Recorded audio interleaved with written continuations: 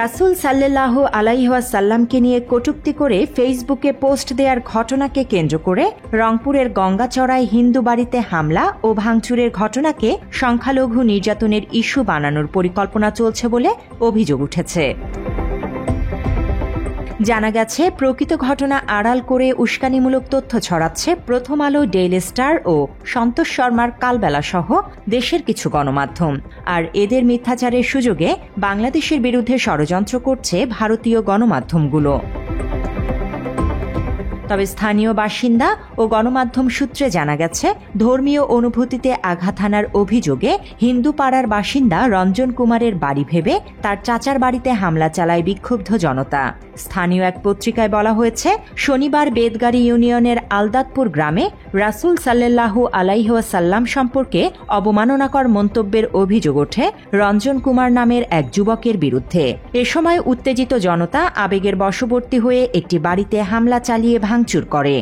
দেখি নাই যে ছেলেটা তো নাকি মুসলমানের তোমার কুশাব নবী কুশাব লেখছে, লেখি সেই লোকের ছাই দিছে, সেই অপরাধে শেষ ওর বাপ শুনিয়া সাথে এক থানা পুলিশ ডাকে জমা দিয়েছে। হামলার ব্যাপারে অভিযুক্ত রঞ্জন কুমারের চাচি বলেন, মেম্বার কল করে রঞ্জনের ফেসবুক পোস্টের বিষয়টি জানান। পরে রঞ্জনকে নিয়ে থানায় যান তার চাচা। এরপরই রঞ্জনের বাড়ি ভেবে তাদের বাড়িতে কয়েক দফা হামলা চালায় ও ভাঙচুর করে বিক্ষুব্ধ জনতা। ওই ঝোঁকে ফার্স্টে একদল আসিয়ে আমার বাড়ি ভাঙচুর করিল, করে চলে গেল। তারপর আধ ঘন্টা পর আর এক দল আসিল, ওই আর এক দল রঞ্জনের বাড়ি জানে না, আমার বাড়িতে ভাঙচুর করিল। মাত্র 30% টাকায় জমির মালিক হয়ে নতুন বাংলাদেশের গড়ে তোলার স্বপ্ন দেখা বাংলা বসতি। তবে প্রথম আলোর সংবাদ বলছে ভিন্ন কথা। তাদের প্রতিবেদনে উল্লেখ করা হয়, সেদিনের হামলায় 22টি বাড়িতে ভাঙচুর ও লুটপাট চালানো হয়। অভিযোগ উঠেছে, পরিকল্পিতভাবে উস্কানি দিয়ে ধর্মীয় দাঙ্গা বাঁধানোর চেষ্টা করছে প্রথম আলো। নাম প্রকাশে অনিচ্ছুক গঙ্গাচড়ার স্থানীয় এক সাংবাদিক বাংলা এডিশনকে জানান, রঞ্জন কুমারের পোস্টকে কেন্দ্র করে একটিমাত্র বাড়িতে ভাঙচুর চালিয়েছে জনতা। এরপর আইন শৃঙ্খলা বাহিনী পরিস্থিতি নিয়ন্ত্রণে আনে। বিপত্তি বাধে যখন প্রশাসন সেই বাড়িটি মেরামতের জন্য টিন বরাদ্দ দেয়।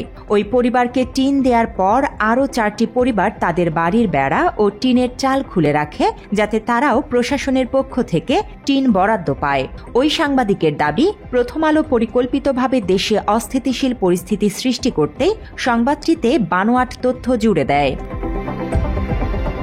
শুধু তাই নয়, এ নিয়ে নীলফামারী জেলার কিশোরগঞ্জ থানার অফিসার্স ইনচার্জ আশরাফুল ইসলামের বিরুদ্ধে উস্কানির অভিযোগ তুলে তাকেও হুমকি দেন প্রথম আলোর স্টাফ রিপোর্টার জহির রায়হান ও কালবেলার রংপুর প্রতিনিধি রেজওয়ান রনি।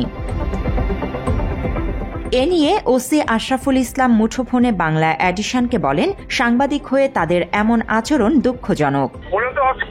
আমার সাথে যে ব্যবহারটা করছে এটা মানে আমার জন্য দুঃখজনক। পুলিশ নাকি উস্কানি দিয়ে গোলমালটা করেছে, এটা বলতে পারে? পুলিশ উস্কানি দিয়ে গোলমাল করবে? আমাদের অবস্থার কারণে আমরা উস্কানি দিয়ে জনগণকে আমরা নিয়ন্ত্রণ করতে পারি নাই।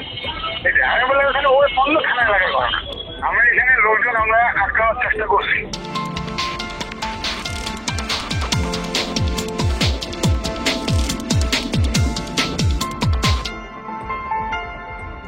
এর আগে গঙ্গাচড়ার আলদাতপুর 6 আনি বালাপাড়া হিন্দু পল্লীতে হামলার ঘটনায় 1200 জনকে অজ্ঞাত আসামি করে মামলা দায়ের করে পুলিশ। এদের মধ্যে 5 জনকে গ্রেফতার করা হয়েছে। বৃহস্পতিবার বিকেলে মামলার শুনানিতে গঙ্গাচড়া থানার ভারপ্রাপ্ত কর্মকর্তা আল ইমরান আসামিদের 5 দিনের রিমান্ড আবেদন করলে সিনিয়র জুডিশিয়াল ম্যাজিস্ট্রেট কৃষ্ণ কমল রায়ের আদালত 2 দিনের রিমান্ড মঞ্জুর করেন। 5 দিনের রিমান্ড চাইছে, 2 দিনে মঞ্জুর হয়েছে। 5 দিনের রিমান্ড চাইছিল, 2 দিনে মঞ্জুর হয়েছে। আচ্ছা, এরপরেও কি আপনাদের অভিযান অব্যাহত রয়েছে কিনা বাকি দিকে গ্রেফতারে? চলবে, অভিযান চলবে। মামলা হয়েছে, মামলা তদন্ত করতেছি, আমরা দেখতেছি কোথায় কি আছে না। প্রথম আলো ও ডেইলি স্টারের বিরুদ্ধে দেশে ধর্মীয় দাঙ্গা বাঁধানোর অপচেষ্টার অভিযোগ নতুন কিছু নয়। এর আগে লালমনিরহাটে প্রথম আলো ও ডেইলি স্টার গং মিথ্যা সংবাদ প্রকাশ করে ধর্মীয় দাঙ্গা সৃষ্টির চেষ্টা চালায়। Desk report, Bangla addition.